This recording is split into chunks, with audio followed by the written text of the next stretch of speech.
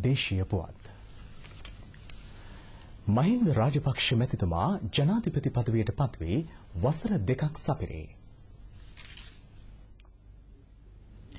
වසර 2ක් වැනි කෙටි කාලයක් තුළ ජනාධිපති මහින්ද රාජපක්ෂ මැතිතුමා මෙරට සමාජ ආර්ථික ආගමික සහ දේශපාලන නවෝදයක් ඇති කිරීමට සමත් විය. සංවර්ධනයේ අරුණලු ගම්නියම් ගම්සිසාරා පැතිරෙමින් පවතී. දීර්ඝකාලීන මහා පරිමාණ ව්‍යාපෘති රැසක් ක්‍රියාවට නැංවීමට රාජපක්ෂ මැතිතුමාට හැකි විය. වසර ගණනක් කල්මරමින් තිබූ මෙම ව්‍යාපෘති ක්‍රියාවට නැංවීමට ලැබුණු ජාත්‍යන්තර සහාය සැබෑ ජාතික නායකයෙකුගේ හැකියාව විදහා පායි. චීනය, ඉන්දියාව, රුසියාව, ජපානය, බ්‍රිතාන්‍ය හා ඇමරිකාව ආදී රටවලින් මෙරට සංවර්ධනයට විශාල වශයෙන් ආධාර ලබා ගැනීමට රාජපක්ෂ මැතිතුමාට හැකි විය. ශ්‍රී ලංකාවේ පස්වන විධායක ජනාධිපතිවරයා ලෙස 2005 නොවැම්බර් 18 වෙනිදා බලයට පැමිණි ජනාධිපතිතුමා ඉතිහාසය තුළ ජාත්‍යන්තර ප්‍රසාදයට පත් ඉහළම නායකයා බවට පත් වී ඇති බව නොරහසකි. ඊට හොඳම නිදසුන එතුමාට මෙරට සංවර්ධනය කිරීමට ලැබෙන ජාත්‍යන්තර සහායයි. දශක 3ක් පුරා මිනිමරු කොටි ත්‍රස්තවාදය මෙරට ක්‍රියාත්මක වූයේ සමස්ත දේශයේම විනාශ මුඛයට ඇද දමමිනි.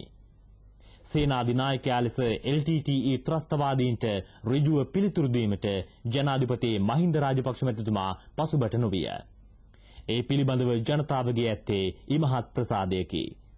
නැගෙනහිර පළාතේ සිවිල් ජනතාව මිනිමරු කොටි ත්‍රස්තවාදීන් මුදා ගැනීමට ආරක්ෂක හමුදාව මෙහෙයවීමට මෙම කෙටි කාලය තුළ ජනාධිපතිතුමා සමත් විය.